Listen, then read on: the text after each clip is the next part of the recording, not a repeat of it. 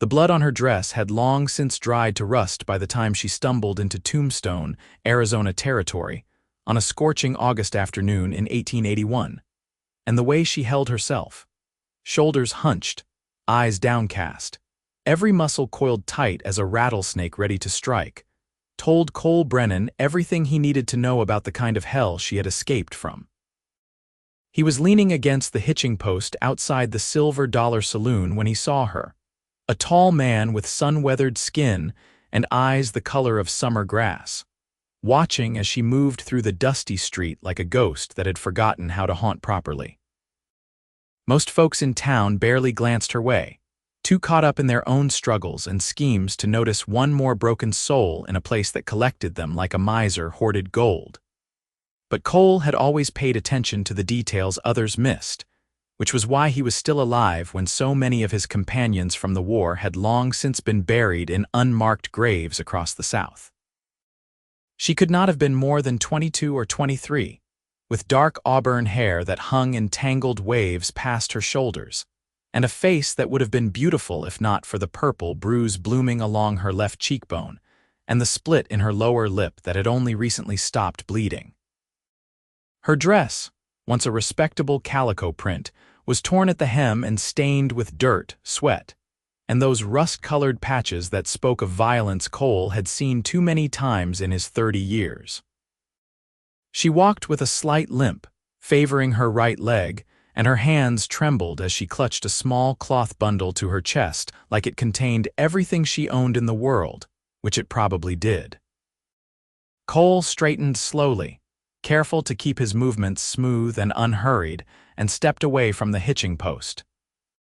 He had learned during the war that sudden movements could send traumatized souls scattering like startled rabbits, and something about this woman's haunted eyes reminded him of the look he had seen on the faces of civilians who had watched their homes burn, and their families torn apart by forces they could not control. She had not noticed him yet, her gaze fixed on the ground a few feet ahead of her, as though she was afraid that looking up might reveal something she could not bear to see. "Miss," he said quietly, keeping his voice low and gentle, the same tone he used when approaching spooked horses. "You look like you could use some help." She froze instantly, every muscle in her body going rigid, and for a moment Cole thought she might bolt.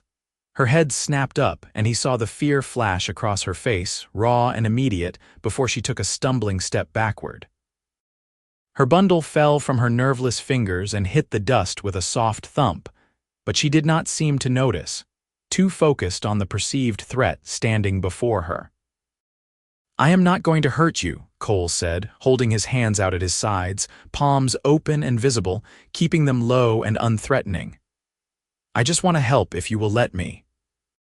She stared at him with wide brown eyes that held too much pain for someone so young, her breathing quick and shallow like a cornered animal's. He could see her mind working, trying to decide if he was another danger to flee from or if his words held any truth. Her gaze darted past him to the street beyond, calculating escape routes, and Cole felt a surge of anger at whoever had done this to her. Whoever had taught her that every stranger was a potential enemy and every outstretched hand might end in violence. "My name is Cole Brennan," he continued, keeping his voice steady and calm. "I work the ranch just outside town. There is a boarding house 2 streets over run by a woman named Mrs. Patterson. She is a good soul and she will give you a room and a hot meal, no questions asked. If you need money, I can help with that too." The woman's lips parted, and he could see her struggling to speak, but no sound came out. Her hands were shaking harder now, and she wrapped her arms around herself as though trying to hold her body together through sheer force of will.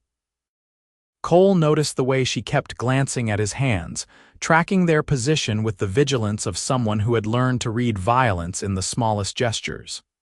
"You are safe here," he said, and he meant it. Tombstone might be a rough town filled with miners, gamblers, and men who lived by the gun, but it also had people who believed in decency and protecting those who could not protect themselves. "Nobody is going to hurt you. You have my word on that." Something in his tone must have reached her, because she took a shuddering breath and nodded once, a tiny jerky movement that spoke of desperation more than trust. Cole bent slowly, telegraphing his movements, and picked up her fallen bundle, holding it out to her. She snatched it from his hands and clutched it back to her chest, but she did not run, which he took as progress. "Can you walk?" he asked. "The boarding house is not far, but if your leg is hurting you, I can fetch a wagon." "I can walk," she whispered, and her voice was hoarse, as though she had been screaming or crying or both.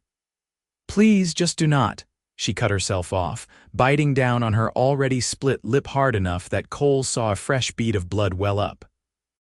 "I will not raise my hand to you," Cole said firmly, understanding what she had been about to say. "Not now, not ever. That is not the kind of man I am." She studied his face for a long moment, and Cole bore the scrutiny without flinching, letting her see whatever she needed to see to feel safe enough to accept his help. Finally, she gave another small nod, and he turned, gesturing for her to follow him. He kept his pace slow, and his hands visible at his sides, acutely aware of her presence several feet behind him, ready to bolt at the first sign of danger. The streets of Tombstone were busy with the afternoon crowd, miners coming off shift and cowboys riding in from the surrounding ranches, but Cole navigated through them with practiced ease, always keeping himself between the woman and the rougher elements that populated the town.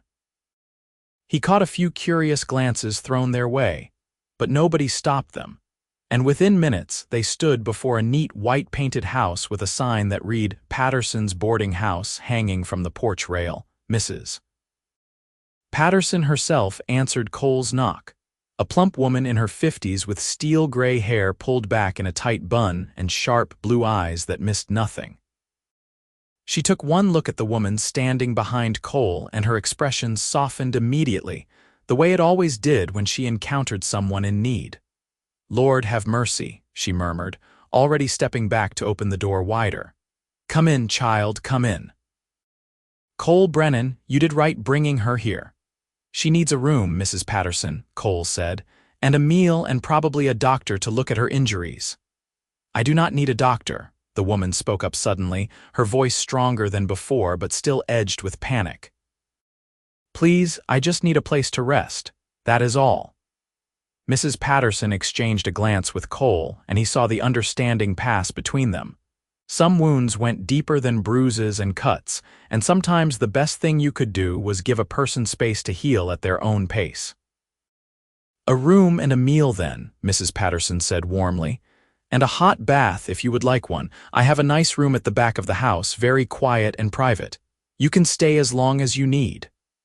"I do not have money," the woman admitted, and the shame in her voice cut Cole to the quick. "Not yet, but I can work. I am good with laundry and cooking and cleaning. I will earn my keep, I promise." "We will worry about that later," Mrs. Patterson said, waving away her concerns. "Right now you need rest and food. Come along, dear. What is your name?" The woman hesitated, and Cole wondered if she was considering giving a false name, creating a new identity to go with her new start. But finally she said, Sarah Mitchell." "Well, Sarah Mitchell, welcome to my home. Cole, thank you for bringing her to me. I will take good care of her." Cole tipped his hat to both women. "Miss Mitchell, if you need anything else, you can find me at the Brennan Ranch about 3 miles west of town. Mrs. Patterson knows how to reach me." Sarah looked at him then, really looked at him, and he saw something shift in her expression, the tiniest crack in the walls she had built around herself. "Thank you," she said quietly. "You did not have to help me, but you did. I will not forget that." "Any decent person would have done the same," Cole replied, though they both knew that was not true. The world was full of people who would have walked right past her, or worse, taken advantage of her vulnerability. "You take care of yourself, Miss Mitchell. This town can be rough, but there are good people here too." He left before she could respond, stepping back out into the harsh sunlight and heat of the Arizona afternoon. As he walked back toward where he had left his horse, Cole found himself thinking about Sarah Mitchell and the fear he had seen in her eyes, the way she had flinched away from him as though expecting a blow. Someone had hurt her badly, that much was clear, and recently too based on the freshness of her injuries. Whether it was a husband, a father, or someone else entirely, Cole did not know, but he felt a burning curiosity to understand her story and a protective instinct he had not experienced in years. He was a rancher, not a knight in shining armor, but he had been raised by a mother who believed in protecting the weak and standing up for those who could not stand up for themselves. And those lessons had stuck with him even through the horrors of war and the hard years that followed. Sarah Mitchell had crossed his path for a reason, and Cole was not the type of man to ignore when fate put something directly in front of him. Over the next few days, Cole found himself riding into Tombstone more often than usual, always with some excuse about needing supplies or checking on business matters, but really just wanting to know how Sarah was doing. Mrs. Patterson reported that she was recovering slowly, spending most of her time in her room and venturing out only for meals, always looking over her shoulder as though expecting someone to jump out of the shadows. She had refused the doctor again, but she had accepted the bath and clean clothes Mrs. Patterson offered, and she was eating regularly, which was a good sign. "She is terrified, Cole," Mrs. Patterson told him on his third visit, her voice low and troubled. "I have seen women in her situation before, and it never ends well if they do not face what happened to them. She needs to talk to someone, but she won't open up to me. She just keeps saying she is fine and she will be moving on soon." "Moving on to where?" Cole asked with a frown. "She does not have any money or supplies. She cannot just wander out into the desert." "I told her the same thing, but she is stubborn. Says she does not want to be a burden and she needs to keep moving, stay ahead of whoever she is running from." Mrs. Patterson sighed heavily. "I am worried about her, Cole. She is not thinking straight, and if she leaves before she is healed, something terrible is going to happen to her." Cole felt that protective instinct flare up again, stronger this time. "Can I talk to her? Maybe I can convince her to stay, at least until she has a proper plan." Mrs. Patterson considered this, then nodded. "She is out in the garden right now tending to my vegetable patch. She insisted on helping around the house, says it makes her feel less useless. Go on back, but Cole, be gentle with her. She is like a wounded bird right now, and one wrong move will send her flying." Cole found Sarah exactly where Mrs. Patterson had said, kneeling in the dirt between rows of tomato plants, her hands busy pulling weeds from around the base of the stems. She had tied her hair back with a piece of string, and she wore a simple blue dress that Mrs. Patterson must have given her, clean and neat, and far more suitable than the blood-stained calico she had arrived in. The bruise on her face had faded to a sickly yellow-green, and the split in her lip was healing, though Cole could still see the mark it had left. She did not notice him at first, too focused on her work, and Cole took the opportunity to study her more closely. In better circumstances, she would have been strikingly beautiful, with delicate features and an elegance to her movements despite the obvious pain she was in. Her hands, though dirty from the garden soil, were small and fine-boned, the hands of someone who had not always done hard labor. There was a story there, a life before whatever had driven her to Tombstone, and Cole found himself wanting to know every detail. "Miss Mitchell," he said quietly, not wanting to startle her but announcing his presence before he got too close. She jerked around so fast she nearly lost her balance, her eyes going wide with alarm before she recognized him. Her shoulders relaxed fractionally, though she remained tense, coiled, and ready to flee. "Mr. Brennan," she said, brushing dirt from her hands and rising to her feet with visible effort. "I did not hear you come in." "I did not mean to sneak up on you," Cole apologized, keeping his distance and his hands loosely clasped in front of him, non-threatening. "Mrs. Patterson said I might find you back here. I wanted to check on how you are doing." "I am well," Sarah said automatically, the words coming out practiced and hollow. "Mrs. Patterson has been very kind. I am grateful for everything you both have done for me." "You do not look well," Cole said bluntly, because sometimes directness was kinder than dancing around the truth. You look like someone who has been through hell and is not sure she made it out the other side. And Mrs. Patterson tells me you are planning to leave soon, which seems like a mistake when you are still recovering." Sarah's jaw tightened and he saw a flash of something, anger maybe or defiance, cross her face before she shut it down. "I cannot stay here forever. I need to keep moving. It is not safe for me to stay in one place too long." "Not safe because of whoever hurt you?" Cole asked gently. "Because whoever that was, they are not here. You are safe in Tombstone, Sarah, at least for now. And running off into the desert without a plan or supplies is not going to keep you safe. It is just going to get you killed." She flinched at the harshness of his words, but she did not look away. "You do not understand. He will find me. He always finds me, and when he does—" She stopped, swallowing hard, and Cole saw the terror flicker across her face. "I have to keep moving. That is the only way." "Then let me help you," Cole said, taking a careful step closer. "You need supplies, a horse, maybe some money to get you started wherever you are planning to go. I can provide all of that. But please, at least wait until you are healed enough to travel properly. Another week or two, that is all I am asking." Sarah shook her head, hugging herself despite the heat. "Why do you care? You do not know me. I am nothing to you, just another stranger passing through town." "You are someone who needs help," Cole said simply. "That is enough for me. I was raised to believe that when you see someone in trouble, you do not just walk by, you step up and you do what you can. My mother taught me that, and she was the finest person I ever knew, so please let me help you. Not because I expect anything in return, but because it is the right thing to do." Sarah stared at him for a long moment, and Cole held her gaze, letting her see the sincerity in his words. He watched the internal battle play out across her face, the desperate need for help warring with the fear and mistrust that had been beaten into her by whoever had left those bruises and that haunted look in her eyes. "1 week," she finally said, her voice barely above a whisper. "I will stay 1 more week and then I have to go. With or without your help, I will be leaving Tombstone." 1 week, Cole agreed, though he was already planning ways to convince her to stay longer. "That is a start." Over the following days, Cole found excuses to visit the boarding house regularly, always bringing something useful, fresh vegetables from the ranch, a book he thought Sarah might enjoy, news from town that he thought would interest her. Mrs.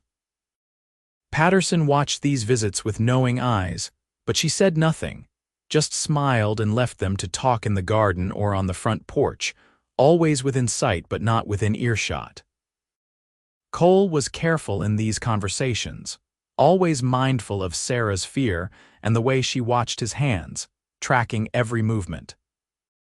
He learned to keep his gestures small and slow, never raising his hands above his waist unless absolutely necessary, and even then telegraphing the movement well in advance. He kept his voice soft and even, never letting frustration or anger creep into his tone, even when they discussed difficult topics. And gradually, so slowly he almost did not notice it happening, Sarah began to relax around him, the rigid tension in her shoulders easing and the fear in her eyes dimming to wariness. She told him about her life in fragments, pieces of a story that emerged during their conversations like a puzzle being assembled one piece at a time. She had grown up in St. Louis, the daughter of a shopkeeper who had died when she was 16, leaving her alone and penniless. She had taken work as a seamstress to support herself, barely scraping by until a man named Marcus Dalton had come into her life 2 years ago, charming and attentive, and everything she thought she wanted. "He was so kind at first," she told Cole one evening, sitting on the porch steps while he leaned against the railing, careful to maintain distance between them. "He bought me flowers and took me to nice restaurants and told me I was beautiful. I thought he loved me. I thought I loved him too.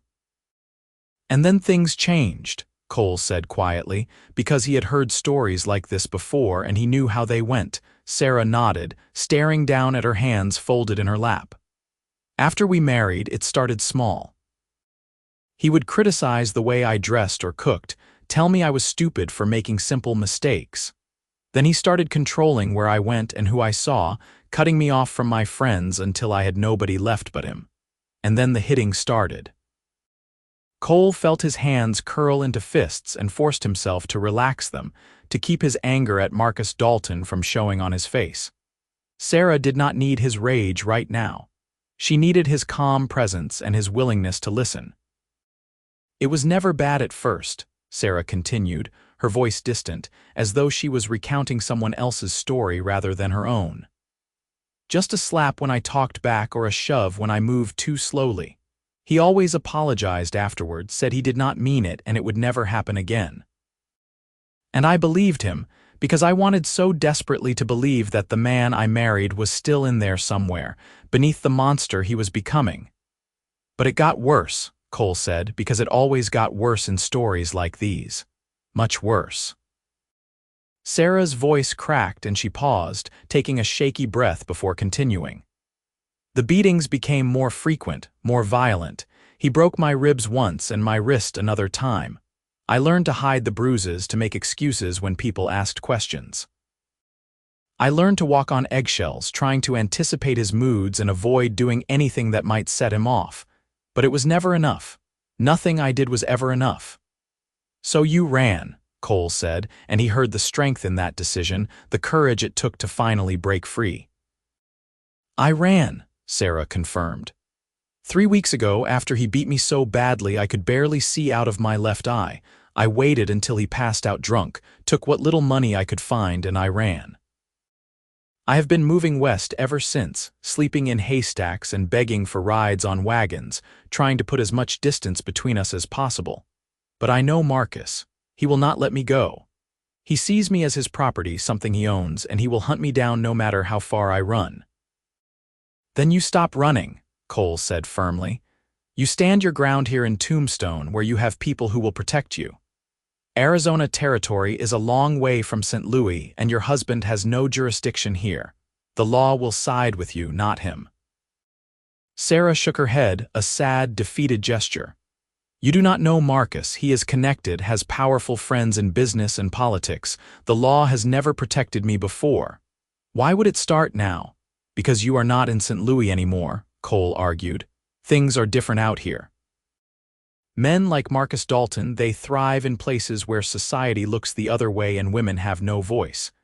But Tombstone, rough as it is, has its own sense of justice. And you have me. I will not let him hurt you again, Sarah. I give you my word on that." She looked at him then, really looked at him, and Cole saw hope flicker in her eyes for the first time since they had met. "Why are you doing this?" she asked softly. "Why do you care so much about what happens to me?" Cole considered the question carefully, because he wanted to give her an honest answer. The truth was, he had been drawn to Sarah from the moment he first saw her, battered and terrified but still standing, still fighting to survive. There was a strength in her that called to something deep in his soul, a resilience that reminded him of everything he admired most in the world. And yes, she was beautiful, but it was more than that. It was the person he saw beneath the fear and trauma, the woman she could become if she was given the chance to heal. "Because you deserve better than what he did to you," Cole said finally. "Because you deserve to live without fear, to build a life on your own terms. And because I think if you give yourself the chance, you could be happy here. Tombstone is not much to look at, but it is full of people who have come from somewhere else, running from something or searching for something new. You would fit right in. And what about you?" Sarah asked, a hint of challenge in her voice. "Are you running from something too, or searching for something new?" "Both, I suppose," Cole admitted. "I fought in the war, saw things no man should have to see. Came back to find my family's land sold off to pay debts, and my mother dead from the fever. I drifted for a while, doing odd jobs and trying to forget, until I ended up here in Arizona territory 5 years ago. Bought a small ranch with money I saved and have been building it up ever since. It is not much, but it is mine and it is peaceful. That is all I want anymore, just peace and a chance to live a good life." "That sounds nice," Sarah said wistfully. "Peace, I barely remember what that feels like." "You could have it," Cole told her, "if you stay." If you let people help you instead of running.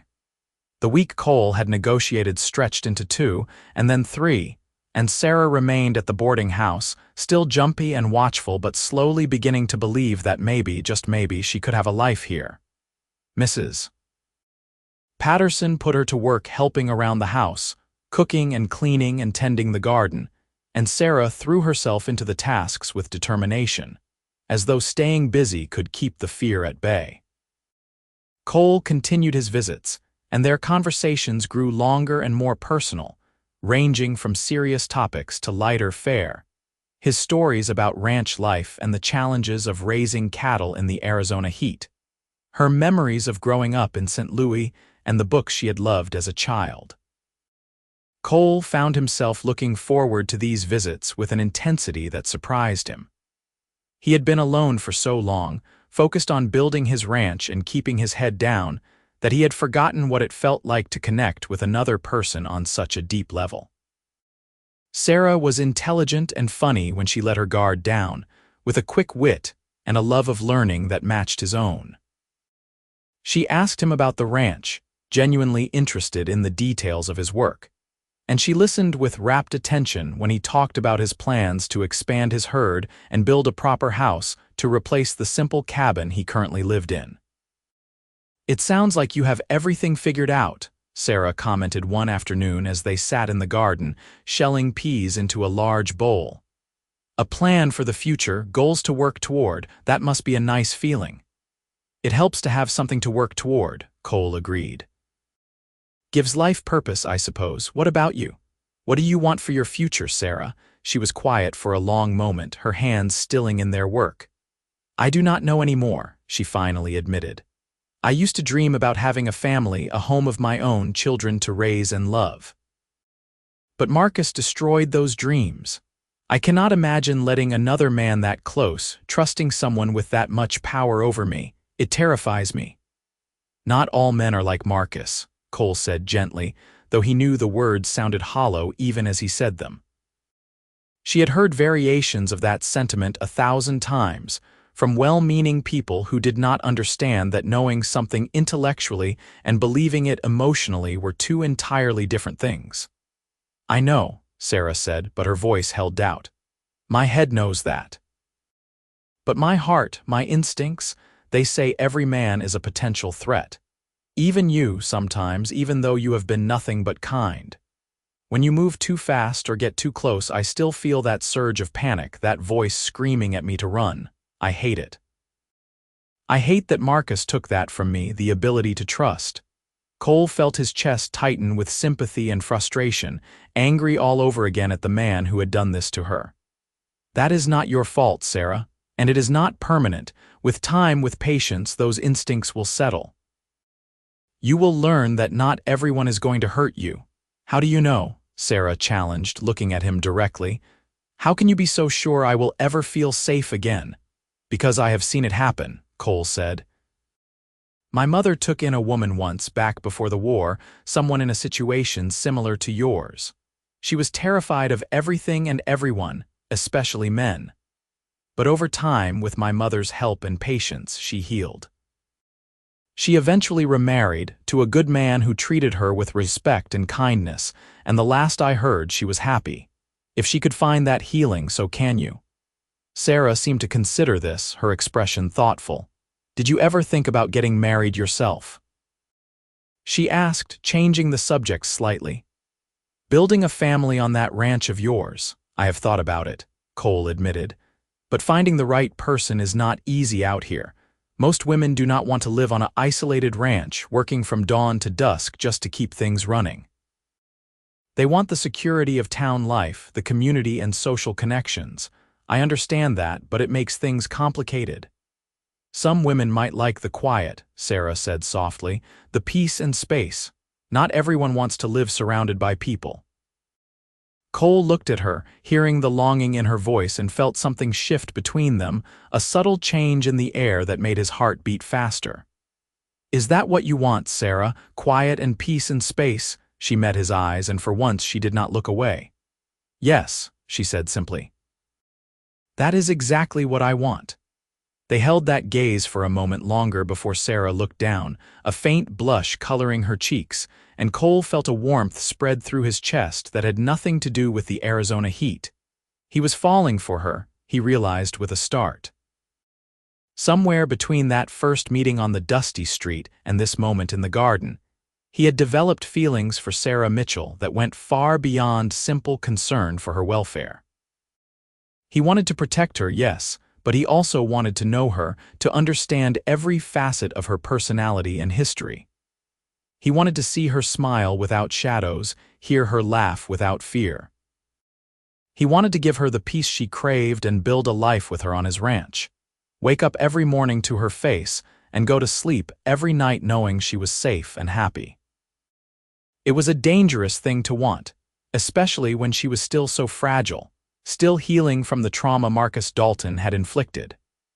The last thing Sarah needed was another man pushing his feelings on her, pressuring her into something she was not ready for. So Cole kept his revelations to himself, content to simply be her friend and support her recovery, even if it meant swallowing his own desires and keeping his distance. But fate, as it often did, had other plans. It was a Tuesday morning, nearly a month after Sarah's arrival in Tombstone, when Marcus Dalton rode into town. Cole was at the general store, picking up supplies for the ranch, when he heard the commotion outside, raised voices and the sound of a woman screaming. He dropped what he was doing and rushed out into the street, his hand instinctively going to the revolver he wore on his hip. The scene that greeted him made his blood run cold. A well-dressed man in a fine suit and expensive boots had Sarah by the arm, dragging her down the street while she struggled and fought against his grip. Her face was twisted in terror, tears streaming down her cheeks, and she was screaming for help, her voice raw and desperate. "Sarah!" Cole shouted, already moving toward them. Several other townspeople had stopped to watch, but nobody was intervening, too uncertain or too afraid to get involved in what might be a domestic dispute. Marcus Dalton turned at the sound of Cole's voice, and Cole got his first look at the man who had hurt Sarah so badly. He was handsome in a polished way, with dark hair slicked back with pomade and cold blue eyes that held no warmth or compassion. His grip on Sarah's arm was bruising, his fingers digging into her flesh hard enough to leave marks, and he smiled when he saw Cole approaching, a smile that held no humor, only cruelty. "Stay out of this, Cowboy," Marcus said, his voice cultured and smooth, the accent of East Coast money and privilege.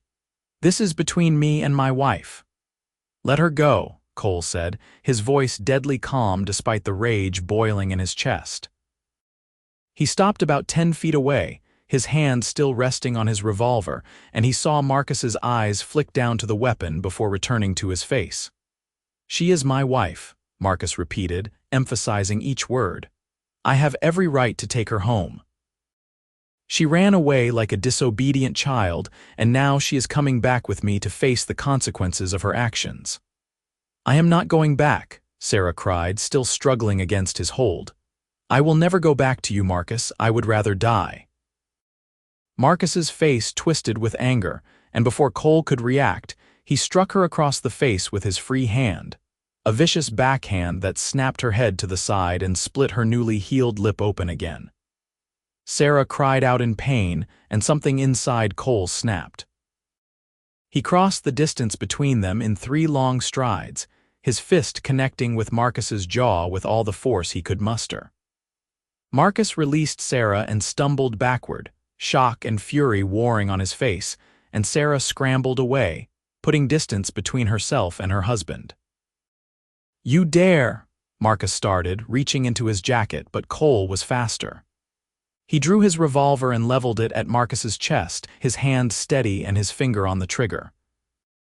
"Go ahead," Cole said quietly, his voice carrying the weight of a man who had killed before and would do so again if necessary. "Draw whatever weapon you are reaching for. Give me an excuse, please." Marcus froze, his hand still inside his jacket, and Cole saw the calculation in his eyes as he weighed his options. The street around them had gone silent, every eye on the confrontation, and Cole knew that whatever happened next would define how this played out. "This is not over," Marcus finally said, pulling his hand slowly out of his jacket to show it was empty. "She is my wife, legally bound to me, and the law will side with me when this goes to court. You are just making things worse for her and for yourself." "Get out of Tombstone," Cole said, his gun never wavering. "Get on your horse and ride out of here and do not come back. If I see you anywhere near Sarah again, I will kill you. That is not a threat, Marcus, that is a promise."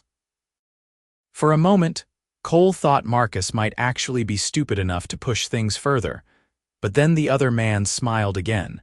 That same cruel expression that made Cole want to put a bullet in him just on principle. "Enjoy your time with her, Cowboy," Marcus said, straightening his jacket and adjusting his collar. "But remember, she belongs to me. She will always belong to me, and sooner or later she will learn that running only makes the punishment worse." He turned and walked away, climbing onto a fine black horse that was tied outside the saloon and riding out of town at a leisurely pace, as though he had not a care in the world. Cole watched him go, his gun still drawn until Marcus was out of sight. Only then did he holster the weapon and turn to Sarah, who was standing a few feet away, shaking violently and holding her bleeding lip. "Are you all right?" Cole asked, moving toward her carefully, conscious of the crowd watching them. "Did he hurt you anywhere else?" Sarah shook her head mutely, tears still streaming down her face, and Cole felt his heart break for her. She had been doing so well, starting to heal and build a new life, and now Marcus had shattered that fragile piece in a matter of minutes. "Come on," Cole said gently, offering her his arm but not touching her without permission. "Let us get you back to the boarding house. Mrs. Patterson will take care of that lip." Sarah nodded and took his arm, leaning on him heavily as though her legs could barely support her weight. The crowd parted to let them through, and Cole heard murmurs of sympathy and outrage as they passed. Whatever social standing Marcus might have claimed based on his appearance and accent, the people of Tombstone had seen him strike a woman in broad daylight, and that would not sit well with most of them. Mrs. Patterson met them at the door, her face grim and worried. She had heard about the confrontation, news traveling fast in a small town, and she ushered Sarah inside without a word, clucking over her injuries and guiding her toward the kitchen. Cole followed, feeling useless and angry, wanting to do something but not knowing what. "He found me," Sarah said numbly, sitting in a kitchen chair while Mrs. Patterson dabbed at her split lip with a damp cloth. "I knew he would. I knew running was not enough. What am I going to do? He will come back. He will not stop until he drags me back to St. Louis." "He will not get the chance," Cole said firmly. "I meant what I told him, Sarah. If he comes near you again, I will put him in the ground." "You cannot kill him," Sarah protested weakly. "They would hang you for murder. Marcus is a respected businessman with connections." "You are just She stopped, looking stricken. "I did not mean it like that." "I know," Cole said, because he understood what she was trying to say. In the eyes of the law, a wealthy man from St. Louis would always carry more weight than a cowboy from Arizona Territory. It was an ugly truth, but a truth nonetheless. "But I am not going to let him take you back, Sarah. Whatever I have to do, however far I have to go, I will keep you safe." "Why?" Sarah asked, the same question she had asked before but with more desperation now. "Why would you risk everything for me?" "We barely know each other." Cole pulled up a chair and sat across from her, close enough that their knees almost touched. He kept his hands on his thighs, visible and non-threatening, and he spoke from his heart. "Because you matter, Sarah. Because what he did to you is wrong, and somebody needs to stand up and say that. And because I care about you. More than I probably should, given the circumstances, but there it is. I care about what happens to you, and I want you to have the chance to live the life you deserve." Sarah stared at him, fresh tears welling up in her eyes, and Mrs. Patterson quietly excused herself, leaving them alone in the kitchen. "I am broken, Cole," Sarah whispered. "Marcus broke something inside me that I do not know how to fix. I cannot be what you want me to be." "I want you to be exactly who you are," Cole said gently. "I am not asking for anything from you, Sarah. I am offering you protection and friendship, and if someday you want more than that, I will be here. But if you do not, that is fine too. I just want you to be safe and happy, that is all." "I do not know if I remember how to be happy," Sarah admitted. "I have been afraid for so long, I do not know what my life looks like without that fear." "Then let us find out together," Cole suggested. "Come stay at the ranch with me. It is isolated and defensible, easier to protect than here in town where anyone can walk in off the street. You will have your own space, your own room, complete privacy. I will not pressure you for anything. But you will be safe there, Sarah, I can guarantee that." Sarah looked uncertain, warring with herself, and Cole could see her working through the implications of his offer. Moving to his ranch meant putting herself in his power, trusting him in a way she had not trusted anyone in years. It was a huge leap of faith, and he would not blame her if she refused, but finally, after what felt like an eternity, Sarah nodded. "All right," she said quietly. "I will come to your ranch, but Cole, if I ask you to take me back to town for any reason, you have to promise you will do it. No questions, no arguments, promise me." "I promise," Cole said solemnly. "You are not a prisoner, Sarah. You can leave whenever you want. You have my word on that." They left for the ranch that afternoon, after Sarah had packed the few belongings she had accumulated during her stay at the boarding house. Mrs. Patterson hugged her tightly and made her promise to visit, and she pulled Cole aside to give him a stern warning about treating Sarah with respect and patience, which he accepted without argument. He would sooner cut off his own hand than hurt Sarah Mitchell, and he meant to prove that to her through his actions. The Brennan Ranch was located 3 miles west of Tombstone, a sprawling piece of property with good grazing land and a reliable water source from a spring-fed creek that ran through the southern section. The house, as Cole had mentioned, was still just a simple cabin, 2 rooms with a loft overhead, but it was sturdy and well-maintained, with a stone fireplace and real glass windows that he had paid extra to have installed. There was a separate barn for the horses and a small corral for the cattle, along with a chicken coop and a vegetable garden that was currently more weeds than vegetables. Sarah looked around the property with interest, taking in every detail, and Cole tried to see it through her eyes. Not much compared to what she probably grew up with, but honest and earned through hard work. "It is not fancy," he said, suddenly feeling self-conscious about the modest nature of his home. "But it is peaceful. You can see for miles in every direction, which means nobody can sneak up on us." "It is perfect," Sarah said softly, and Cole saw that she meant it. She turned in a slow circle, taking in the wide open space and the clear blue sky, and he saw some of the tension drain from her shoulders. "I feel like I can breathe here. I have not felt that way in years." Cole showed her inside the cabin, giving her the single bedroom on the ground floor while he would take the loft overhead. The room was small but clean, with a narrow bed, a dresser, and a washstand, and Cole had taken the time that morning to put fresh linens on the bed and place a vase of wildflowers on the dresser. Sarah touched the flowers gently, a small smile playing at her lips. "Thank you," she said, turning to face him, "for everything. I know I have not been easy with all my fear and suspicion, but you have been patient with me. That means more than you know." "You have been through hell," Cole said. "You are allowed to be cautious." "And Sarah, I meant what I said earlier. You set the pace here. If you want to talk, we talk. If you want to be left alone, I will give you space. This is your home now for as long as you want it to be." Sarah nodded, and Cole left her to settle in, heading back outside to tend to his evening chores. He fed the horses and checked on the cattle, his mind churning with thoughts of Marcus Dalton and what the man's next move might be. Cole did not believe for a second that Marcus would give up and go home. Men like him, men who saw women as property to be controlled, did not accept defeat easily. He would be back, either with hired guns or with the law on his side, and Cole needed to be ready for that. Over the next few weeks, life at the ranch settled into a comfortable routine.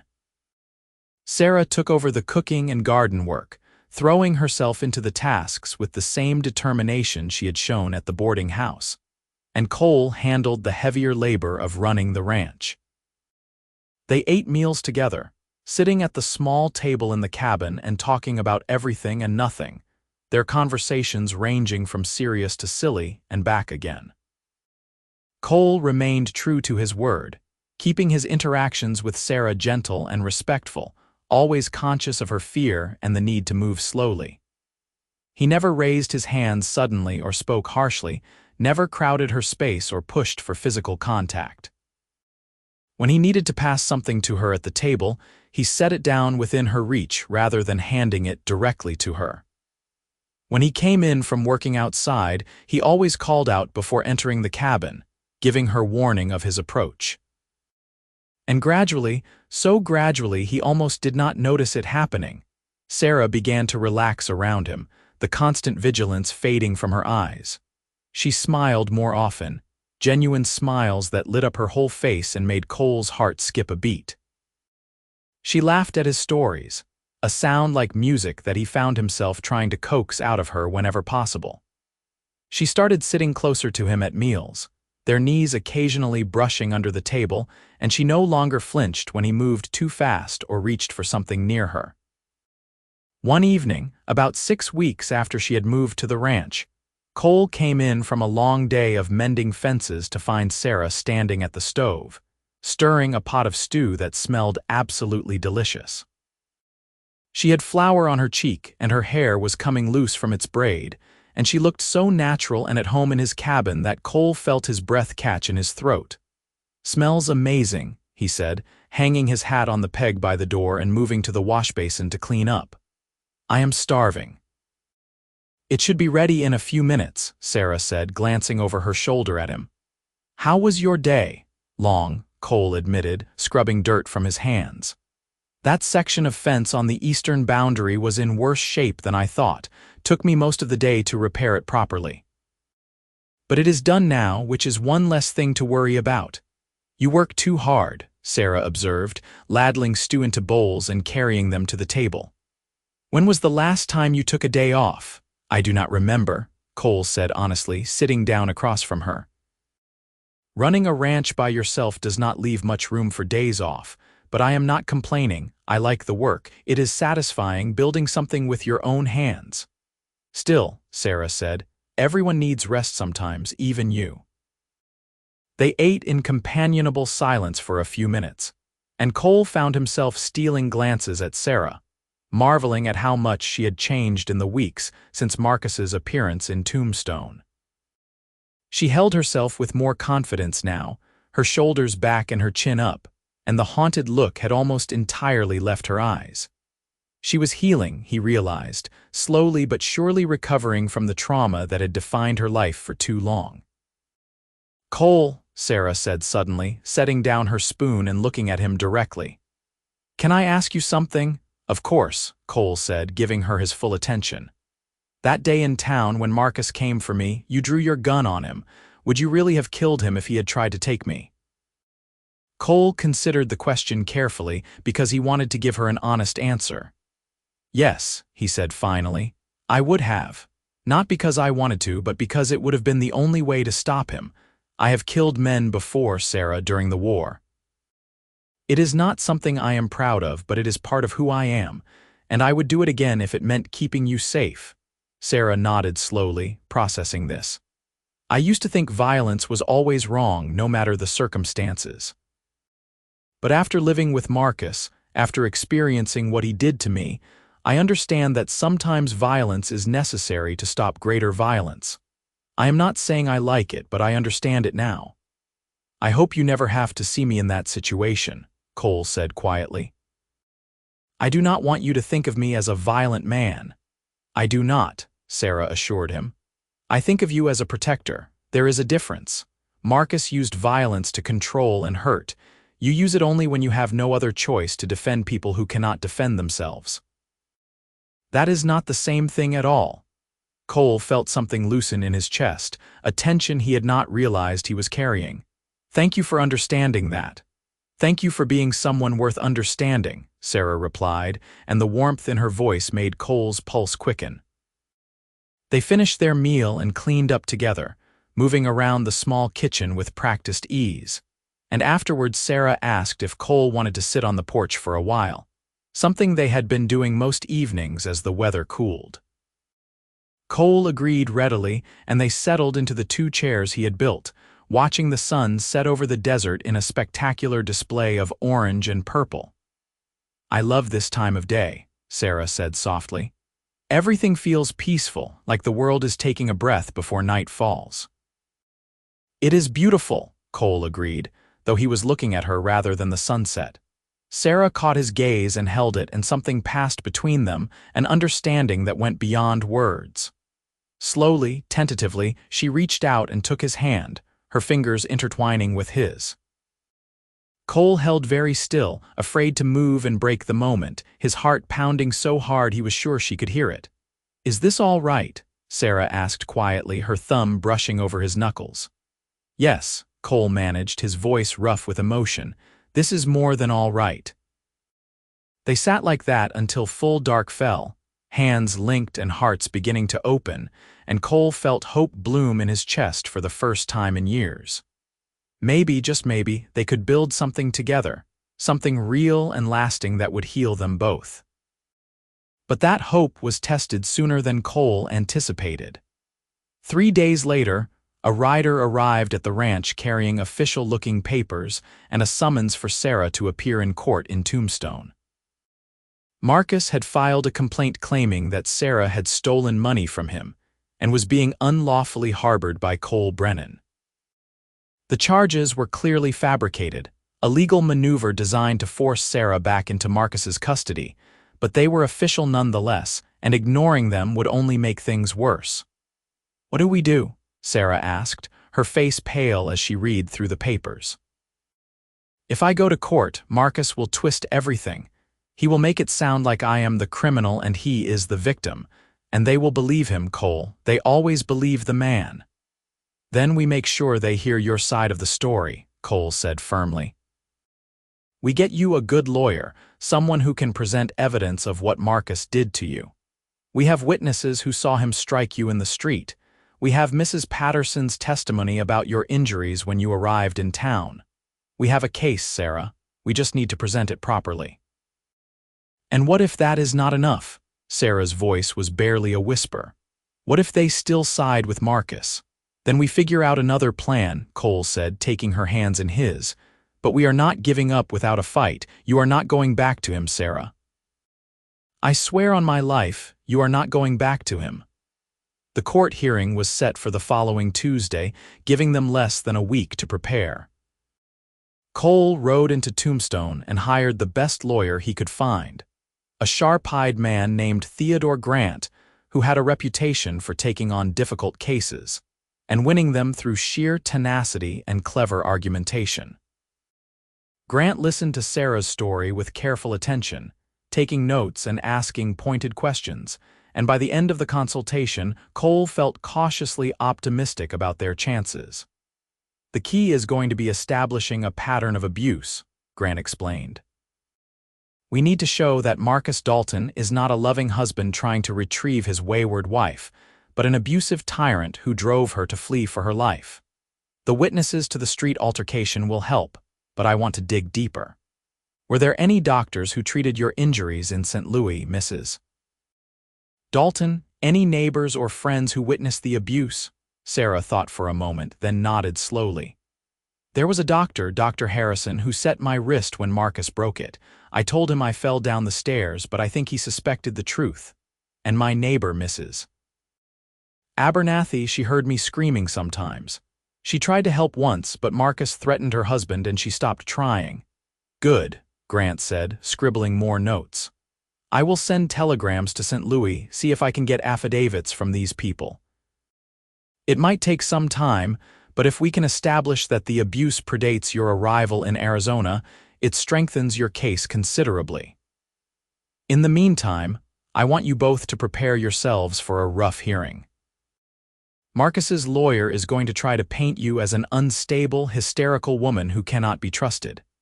Stay calm, answer questions directly, and do not let them provoke you into an emotional outburst. Can you do that?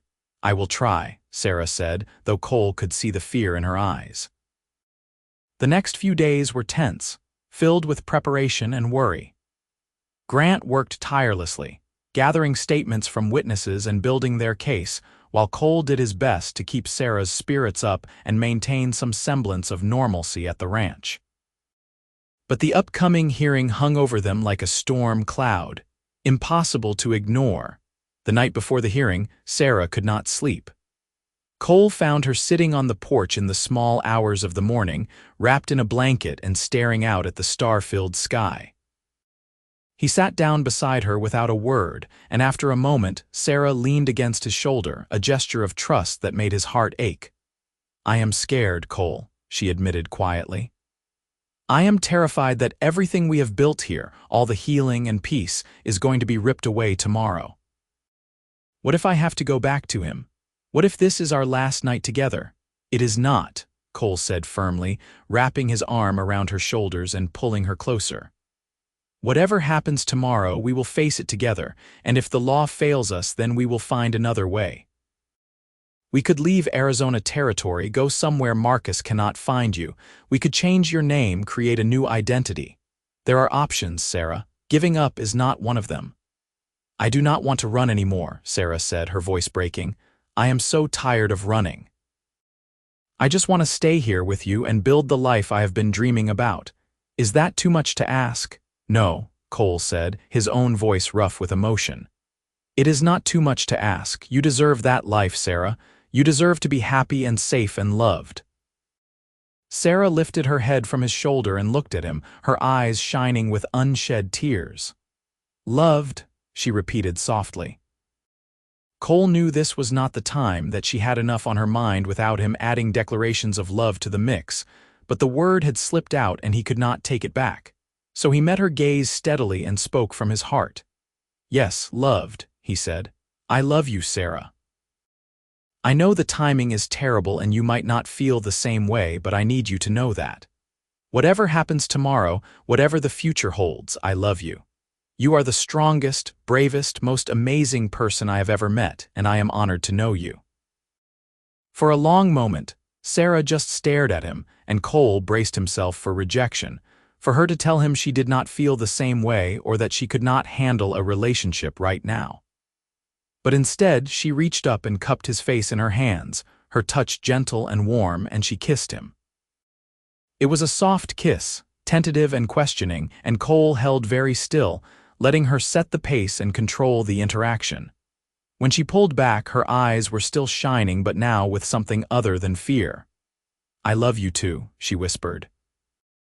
"I did not think I would ever be able to say those words again, not after Marcus destroyed my ability to trust. But you have been so patient with me, so kind and understanding, and you have never once made me feel afraid or threatened. You make me feel safe, Cole. You make me feel like myself again. And yes, I love you." Cole felt emotion well up in his throat, making it hard to speak, so he simply pulled her close and held her, letting his actions speak for him. They sat like that for a long time, wrapped in each other's arms and finding strength in their shared connection.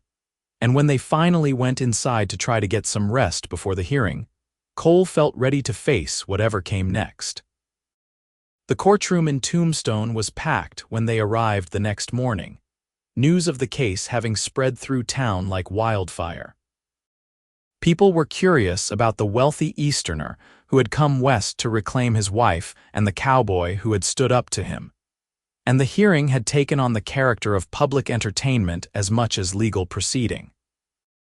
Marcus sat at one table with his expensive lawyer, a thin man in a black suit who looked like he ate nails for breakfast. And Sarah sat at the other table with Theodore Grant and Cole beside her for moral support.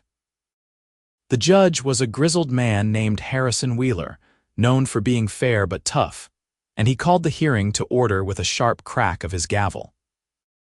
Marcus's lawyer went first, presenting a carefully constructed narrative in which Sarah was an unstable woman who had stolen $500 from her loving husband and fled west in a fit of hysteria. He painted Marcus as the wronged party, a devoted husband who only wanted his wife back safe and sound. And he made it sound almost reasonable. Then it was Theodore Grant's turn, and Cole watched with satisfaction as the lawyer systematically dismantled Marcus's story. He called Mrs. Patterson to the stand, who testified about Sarah's injuries when she first arrived in Tombstone, describing the bruises and split lip and the terror in her eyes. He called several witnesses to the street altercation, including the owner of the general store, who testified that he saw Marcus strike Sarah across the face without provocation. And finally, he called Sarah herself. Cole watched Sarah take the stand, her hands trembling slightly but her voice steady as she was sworn in. Grant took her through her story step by step, from her marriage to Marcus to the escalating abuse to her decision to flee. She did not cry or break down, though Cole could see the effort it cost her to maintain her composure, and when Marcus's lawyer cross-examined her, trying to rattle her with accusations and insinuations, she held firm, answering each question calmly and directly. Mrs. Dalton, Marcus's lawyer said, his tone condescending, is it not true that you have always been prone to exaggeration and hysteria, that you tend to dramatize minor disagreements into major incidents? No, Sarah said clearly. That is not true. My husband beat me regularly, broke my bones, and threatened to kill me if I ever left. Those are not exaggerations or dramatics. Those are facts. And yet you have no proof of these alleged beatings, the lawyer countered. No medical records, no police reports. Just your word against that of a respected businessman. I have scars, Sarah said quietly, and I have witnesses who heard my screams and saw my injuries. But even if I did not have those things, even if it was just my word against his, my word should matter. I should be believed. Women should not have to provide documentation of their abuse to be taken seriously. A murmur of agreement ran through the courtroom, and Cole saw several women in the gallery nodding. The judge banged his gavel for order, and Marcus's lawyer, sensing he was losing ground, quickly wrapped up his cross-examination. Theodore Grant presented the affidavits he had managed to obtain from St. Louis, including one from Dr. Harrison confirming that he had treated Sarah for a broken wrist and had suspected domestic abuse, but had not reported it due to lack of evidence. It was not much, but combined with the local testimony, it painted a damning picture of Marcus Dalton. Finally, the judge asked if either party had anything else to present. Marcus's lawyer shook his head, but Theodore Grant stood and addressed the court. Your Honor, I would like to enter into evidence a statement from my client regarding her husband's character and the nature of their marriage. Mrs. Dalton has prepared a written account of her experiences, and I believe it is relevant to these proceedings. The judge considered this, then nodded. Proceed. Grant handed the statement to the judge and distributed copies to Marcus's lawyer and the court clerk. Cole had helped Sarah write it over the past few days, documenting every beating, every threat, every moment of fear and degradation she had endured during her marriage. It was a devastating document, raw and honest, and Cole saw Marcus's face darken with fury as his lawyer read through it. The judge took his time reading the statement, his expression growing more grim with each page, and when he finally set it down, he looked directly at Marcus with unconcealed disgust. Mr. Dalton, Judge Wheeler said, his voice cold. I have presided over many cases in my years on the bench, but rarely have I encountered such clear evidence of systematic abuse and cruelty. Based on the testimony presented here today and the documentation provided by Mr. Grant, I am ruling in favor of Mrs. Dalton. The charges against her are dismissed, and I am granting her a decree of divorce on the grounds of extreme cruelty and abuse. Furthermore, I am issuing a restraining order prohibiting you from coming within 100 yards of Mrs. Dalton or contacting her in any way. If you violate this order, you will be arrested and prosecuted to the fullest extent of the law.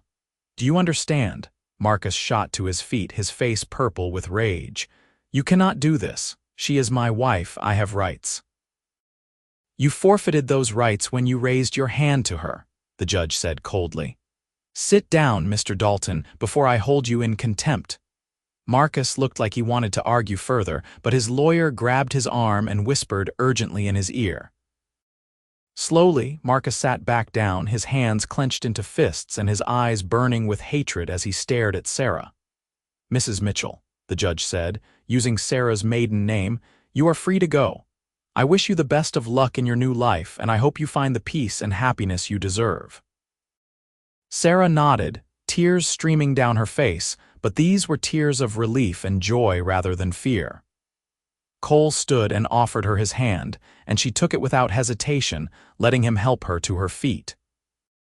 They left the courtroom together, ignoring Marcus's furious glare, and stepped out into the bright Arizona sunshine. It is over, Sarah said wonderingly, turning to face Cole. It is really over. I am free. You are free, Cole confirmed, pulling her into his arms and holding her tight. You are free, and you are safe, and nobody is ever going to hurt you again. They stood like that for a long moment, holding each other in the middle of the street while people flowed around them, and Cole felt a profound sense of gratitude for the way things had turned out. Justice had prevailed, at least this time, and Sarah had been given the chance she deserved to start over. Theodore Grant emerged from the courthouse a few minutes later, looking pleased with himself. Congratulations, Miss Mitchell, he said, shaking Sarah's hand and then Cole's. That was a resounding victory. Judge Wheeler was clearly moved by your testimony and the evidence we presented. Mr. Dalton's lawyer is already talking about appealing, but I do not think he has grounds. The divorce is legal and binding, and the restraining order is enforceable throughout the territory. Thank you, Mr. Grant, Sarah said sincerely. I do not know what we would have done without your help. Just doing my job, Grant said with a modest smile. Though I admit, it is always more satisfying when you are fighting for someone who truly deserves it. If you need anything else, Miss Mitchell, you know where to find me. Cole paid Grant's fee and they parted ways, and then Cole and Sarah returned to the ranch, both feeling lighter than they had in weeks. The shadow that had hung over them was lifted, and they could finally focus on building the future they both wanted.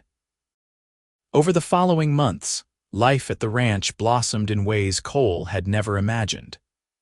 Sarah threw herself into improving the property, planting a proper garden and organizing the cabin, and even helping with some of the lighter ranch work. She proved to have a natural affinity for animals, and the horses adored her, nuzzling her hands and following her around the corral like oversized puppies. Cole found himself falling more in love with her every day, marveling at her strength and resilience, and the way she had rebuilt herself from the broken woman he had first encountered in Tombstone. Their relationship deepened slowly, at a pace that felt right for both of them. They held hands and kissed, and talked late into the night about their dreams and fears, but Cole was careful not to push for more physical intimacy than Sarah was ready for. He knew that Marcus had poisoned that part of her life, associating physical contact with pain and control, and he was determined to show her that it could be different, that intimacy could be gentle and loving and something she had full control over. One evening in early November, as they sat on the porch watching the first stars appear in the darkening sky, Sarah turned to Cole with a determined expression. I want to marry you, she said without preamble.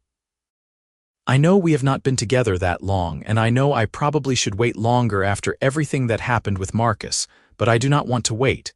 I love you, Cole Brennan, and I want to spend the rest of my life with you. So if you will have me, I am asking you to marry me.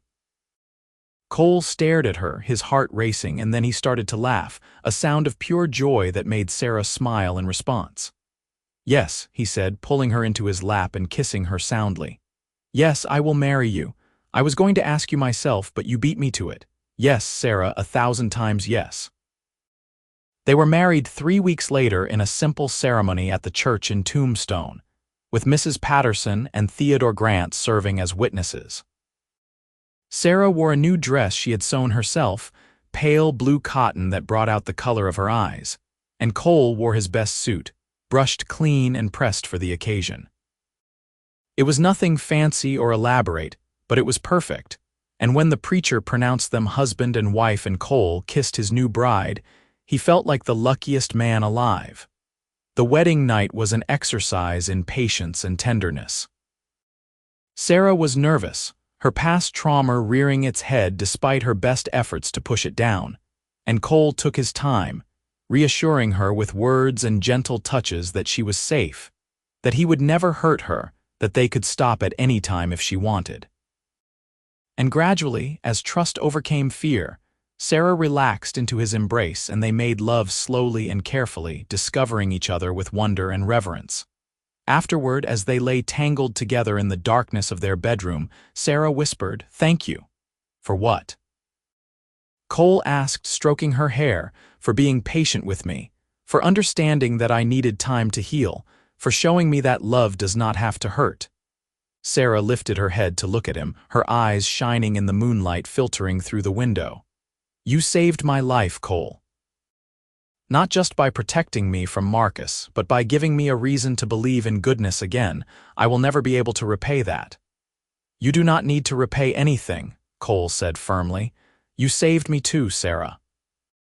I was just going through the motions before you came along, working and surviving but not really living. You reminded me what it feels like to care about someone, to want to build something meaningful. We saved each other." Sarah smiled and settled back against his chest, and they fell asleep like that, wrapped in each other's arms and secure in the knowledge that they had found something precious and worth fighting for. The months turned into years, and the ranch prospered under their combined efforts. Cole expanded the herd and built the proper house he had always dreamed of, a spacious two-story structure with a wide porch and large windows that let in plenty of light. Sarah turned the barren yard into a riot of flowers and vegetables, and she started taking in sewing work from the women in town, building a small business of her own. They faced challenges, of course, droughts and harsh winters and the occasional trouble with rustlers. But they faced them together, their partnership growing stronger with each obstacle overcome.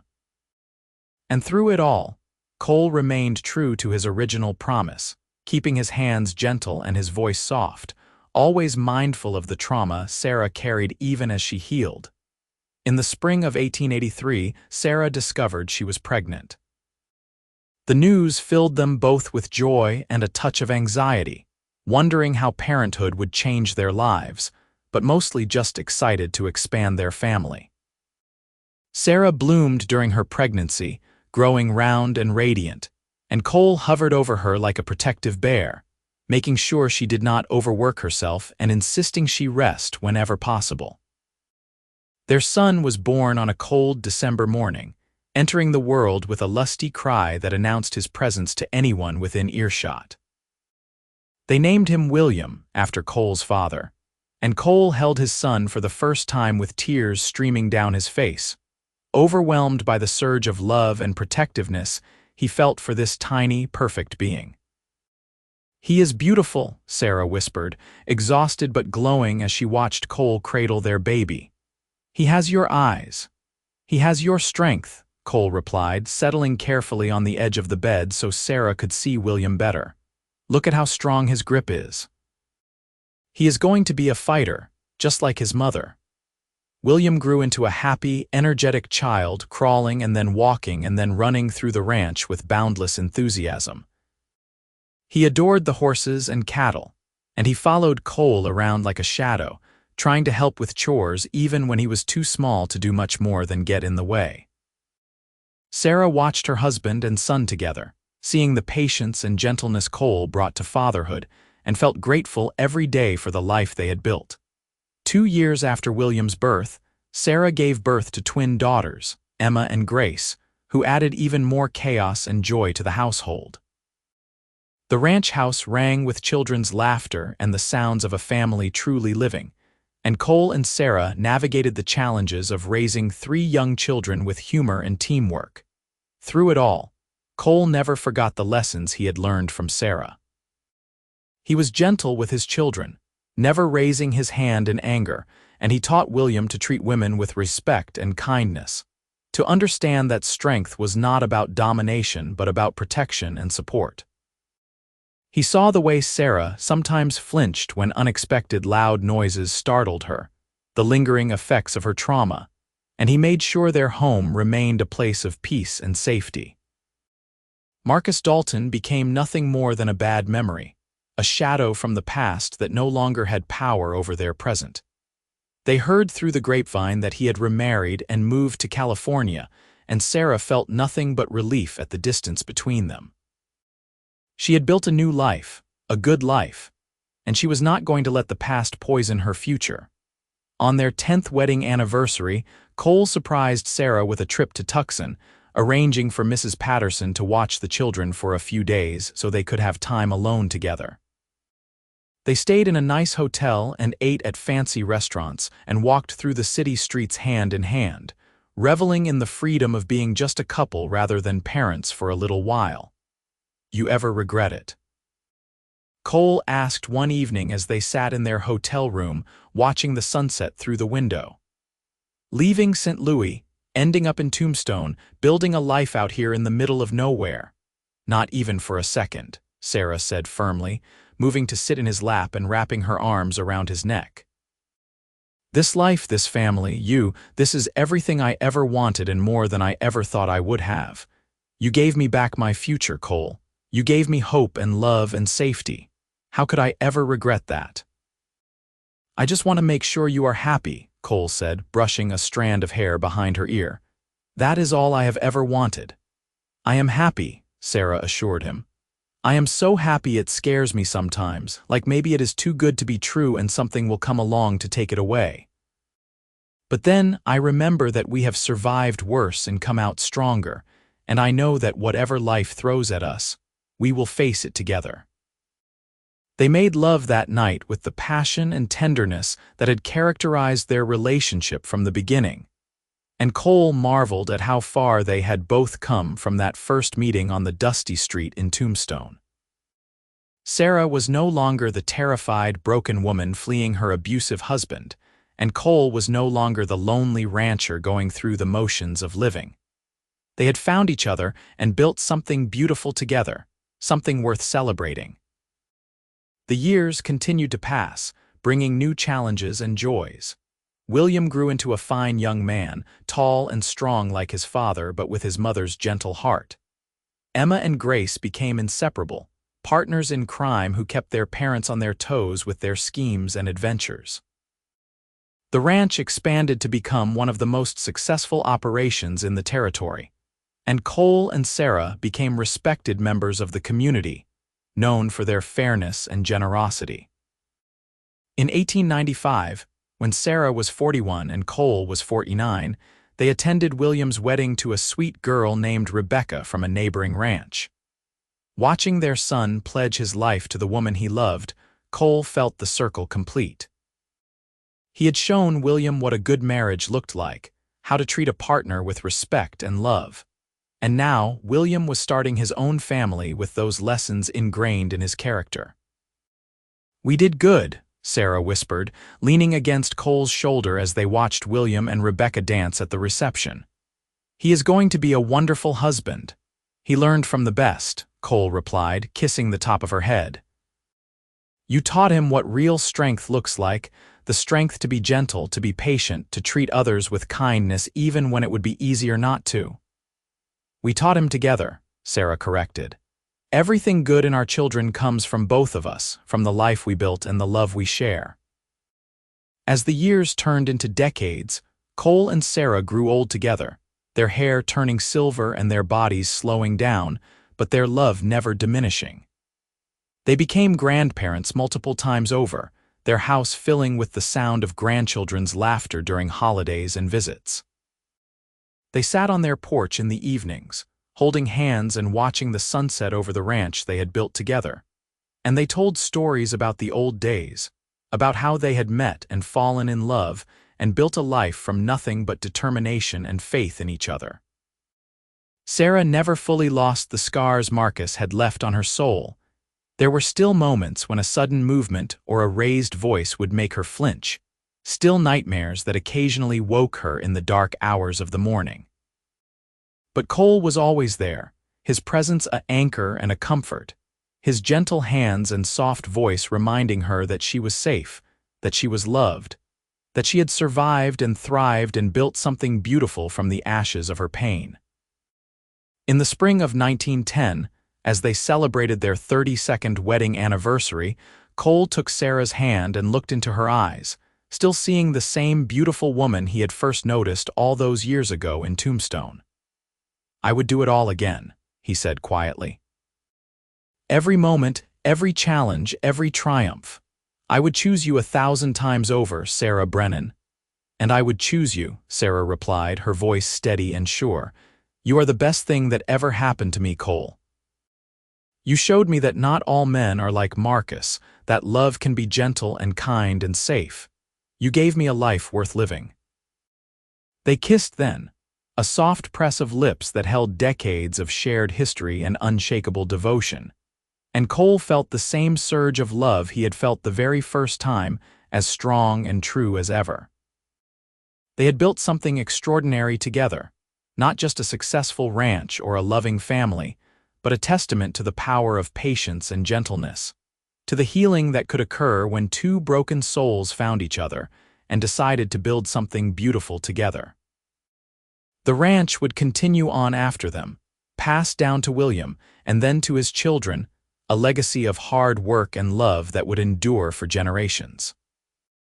But the real legacy was the example Cole and Sarah had set, showing that strength did not require violence, that love did not require control, that the gentlest hands and softest voices could build the strongest foundations.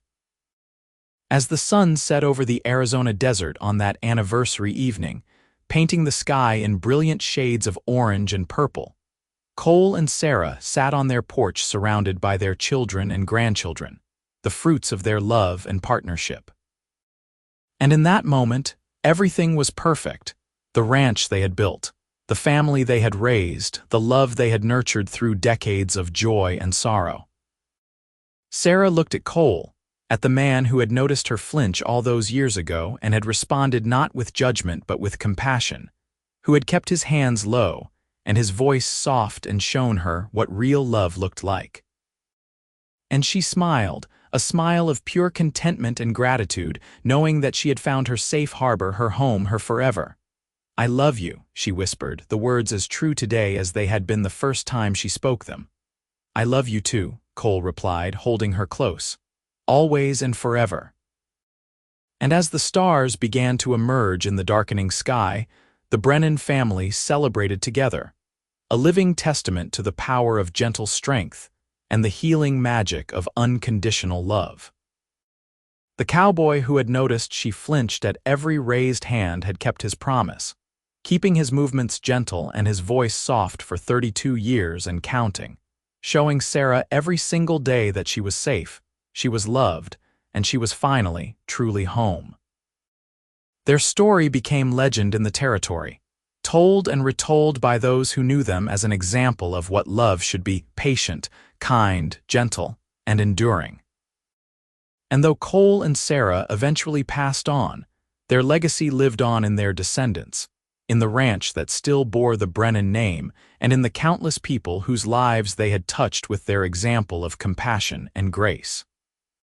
The little girl who had been born as their granddaughter, named Sarah in honor of her grandmother, would grow up to be a fierce advocate for women's rights, fighting to protect others the way her grandparents had protected each other. She would tell their story to anyone who would listen, using it as an example of how love should look, how men should treat women, how patience and gentleness could heal even the deepest wounds. And in that way, Cole and Sarah's love continued to ripple outward long after they were gone, touching lives and changing hearts, proving that one moment of compassion, one man noticing a woman's flinch and choosing to respond with gentleness, could change not just 2 lives but countless others, creating a legacy that would endure for generations to come. The ranch house stood for over a century, eventually being restored, and turned into a museum dedicated to telling the story of the Brennan family and the early days of Arizona Territory. Visitors would walk through the rooms where Cole and Sarah had lived and loved, where they had raised their children and built their empire, and they would read the letters and journals that documented their extraordinary love story. And in every telling, the same theme emerged. The cowboy noticed she flinched at every raised hand, so he kept his low and his voice soft. And in doing so, he saved not just her life but her soul, giving her the chance to become the woman she was always meant to be. And she, in turn, saved him from a life of loneliness and emptiness, showing him that his gentle strength was not a weakness but his greatest gift. Together, they built something beautiful, something lasting, something that proved that even in the harsh reality of the Wild West, even in a time and place known for violence and hardship, love could triumph. Gentle love, patient love, the kind of love that healed rather than hurt, that built up rather than tore down, that saw the broken pieces in another person and said, "Let me help you put those back together," rather than "You are too damaged to be worth my time."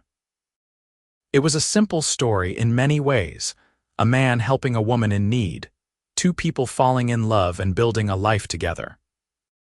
But in that simplicity was something profound, something that spoke to the fundamental human need for kindness and compassion, for someone who would see our wounds and respond with gentleness rather than judgment. And as the sun set on the museum each evening, casting long shadows across the preserved rooms and artifacts, it was easy to imagine Cole and Sarah still there, sitting on their porch and holding hands, watching the Arizona sunset and feeling grateful for the life they had shared and the love that had sustained them through everything. Their story was complete, with no loose ends or unanswered questions, just the simple truth of two people who had found each other in the darkness and had chosen to walk together toward the light, building a beautiful life one gentle gesture at a time.